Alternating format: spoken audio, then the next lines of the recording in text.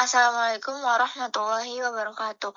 Perkenalkan, nama saya Nur Anissa Julia dengan NIM 12110124724 dan rekan saya Nurul Hikmah Al-Harbi dengan NIM 12110123924. Kami dari kelompok 2 akan menjelaskan tentang pengertian dan konsep administrasi pendidikan.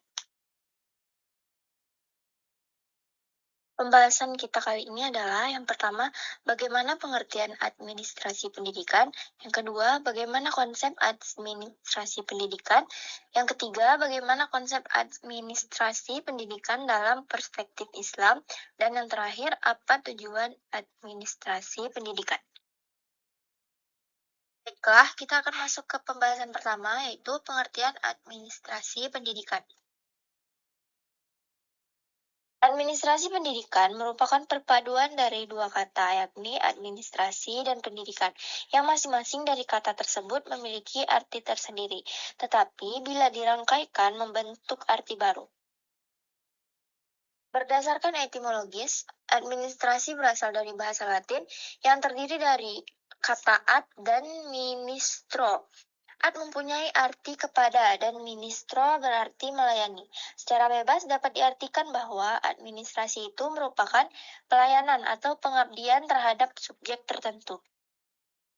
Kemudian, pendidikan adalah segala sesuatu yang mempengaruhi pertumbuhan, perubahan, dan kondisi setiap manusia. Perubahan yang terjadi adalah pengembangan potensi anak didik, baik pengetahuan, keterampilan, maupun sikap dalam kehidupannya. Jadi, apa itu administrasi pendidikan?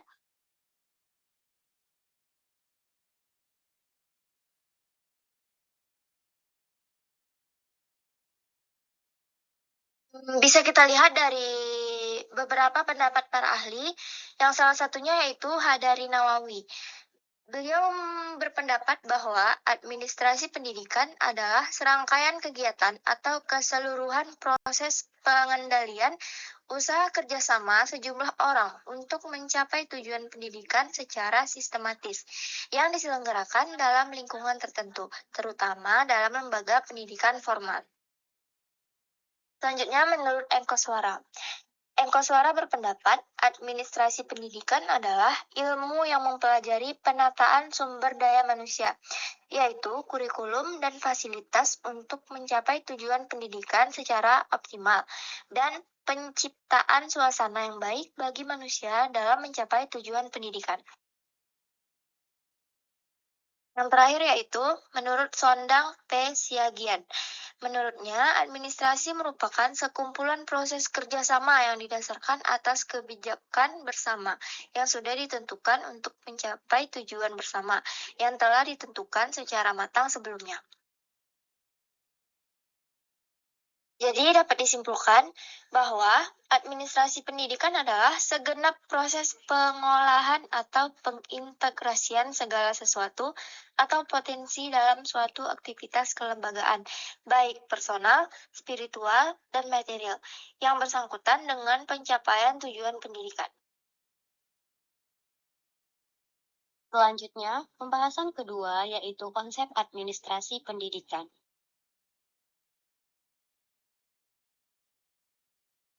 Sebagian ahli berpendapat bahwa administrasi sama dengan manajemen. Istilah ini merupakan sinonim. Administrasi diposisikan dalam lingkup yang lebih luas dan manajemen merupakan bagian inti dari administrasi. Administrasi bersifat konseptual yang menentukan tujuan dan kebijakan umum secara menyeluruh, sedangkan manajemen yang lebih bersifat operasional sebagai subkonsep yang tugasnya melaksanakan semua kegiatan untuk mencapai tujuan dan kebijaksanaan yang sudah tertentu pada tingkat administrasi. Dengan manajemen, administrasi akan mencapai tujuannya. Kemudian, di dalam administrasi itu ada 8 unsur. Yang pertama, unsur organisasi. Unsur administrasi yang pertama adalah organisasi. Jika sekelompok individu menghadapi pekerjaan yang sudah tidak mampu lagi untuk ditangani oleh satu orang, muncullah organisasi. Organisasi dalam pengertian dinamisnya merupakan sesuatu yang berhubungan dengan bentuk dan pola dalam rangka kerjasama dengan membagi habis semua tugas yang ada secara tepat dan proporsional, agar tujuan bersama yang telah ditetapkan dapat tercapai. Sedangkan organisasi dalam pengertian statisnya merupakan bentuk sekumpulan orang yang memiliki tujuan yang sama yang ingin dicapainya. Pekerjaan yang telah terbagi-bagi kepada banyak personil itu lalu digabungkan kembali dengan membentuk sinergi dan harmonisasi kegiatan atau pekerjaan dalam sebuah organisasi. Unsur kedua, manajemen. Unsur administrasi yang kedua adalah manajemen. Menurut Stephen P. Robbins dan Mary Coulter, manajemen adalah proses mengkoordinasi dan mengintegrasikan kegiatan-kegiatan kerja agar diselesaikan secara efisien dan efektif dengan dan melalui orang lain. Unsur ketiga adalah komunikasi. Unsur administrasi yang ketiga adalah komunikasi yang berhubungan dengan persoalan menyampaikan pesan dari satu pihak kepada pihak yang lain dalam rangka kerjasama dalam suatu organisasi untuk mencapai tujuan bersama. Unsur yang keempat adalah kepegawaian. Unsur administrasi yang keempat adalah kepegawaian yang berhubungan dengan persoalan sumber daya manusia, mulai dari penerimaan, pengembangan, hingga pemberhentiannya. Unsur yang kelima adalah keuangan. Unsur administrasi yang kelima adalah keuangan yang berhubungan dengan pembiayaan dalam suatu usaha kerjasama. Unsur yang keenam adalah sarana dan prasarana. Unsur administrasi yang keenam adalah sarana dan prasarana yang berhubungan dengan persoalan penelitian, pengadaan, pemanfaatan, penyimpanan, dan perawatan gedung, peralatan, barang-barang, serta perlengkapan hingga penghapusan perlengkapan dari proses administrasi. Unsur yang ketujuh adalah ketatausahaan. Unsur administrasi yang ketujuh adalah ketatausahaan yang berhubungan dengan persoalan menyiapkan, membuat, mengirim, mencatat bahan-bahan keterangan atau proses yang dimulai dari mengumpulkan, mencatat, memproses atau konsep surat, keputusan, korespondensi, memperbanyak, mengirim ekspedisi, dan menyimpan atau pengarsipan semua bahan-bahan yang berkaitan dengan informasi yang dibutuhkan dalam suatu organisasi untuk dapat mencapai tujuannya. Informasi yang masih mentah akan diolah sehingga dapat dipakai oleh setiap bagian yang membutuhkan atau berkaitan dengannya. Unsur kedelapan adalah hubungan masyarakat. Unsur administrasi yang kedelapan adalah hubungan masyarakat yang berhubungan dengan penjalinan hubungan baik atau kerjasama dalam suatu organisasi dengan instansi atau unit usaha lain yang ada di lingkungannya. Berdasarkan pengertian administrasi dan manajemen sebagaimana yang dikemukakan di atas, maka dapat dirinci persamaan dan perbedaannya.